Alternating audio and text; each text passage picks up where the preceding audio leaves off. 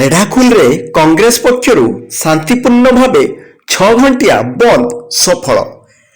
କେନ୍ଦ୍ର ସରକାରଙ୍କ ବର୍ଦ୍ଧିତ ପେଟ୍ରୋଲ ଡିଜେଲ ଗ୍ୟାସ୍ ଅହେତୁକ ଦରବୃଦ୍ଧି ପ୍ରତିବାଦରେ ଆଜି ସାରା ରାଜ୍ୟରେ ଭାରତୀୟ ଜାତୀୟ କଂଗ୍ରେସ ପକ୍ଷରୁ 6 ଘଣ୍ଟିଆ ବନ୍ଦ ଡାକରା ଦିଆଯାଇଥିବା ବେଳେ ଏହି ପରିପ୍ରେକ୍ଷୀରେ ସମ୍ବଲପୁର ଜିଲ୍ଲା ରେଢ଼ାଖୋଲରେ ମଧ୍ୟ ରେଢ଼ାଖୋଲ ବ୍ଲକ କଂଗ୍ରେସ ସଭାପତି ସୁନୀଲ କୁମାର ପ୍ରଧାନଙ୍କ ନେତୃତ୍ୱରେ ରେଢ଼ାଖୋଲ ଦେଇ ଯାଇଥିବା ସମ୍ବଲପୁର କଟକ 55 ନମ୍ବର ଜାତୀୟ ରାଜପଥରେ ସକାଳ 7ଟାରୁ ଦିନ 1 ଘଟିକା ପର୍ଯ୍ୟନ୍ତ ରାସ୍ତା ଅବରୋଧ କରାଯାଇଥିଲା।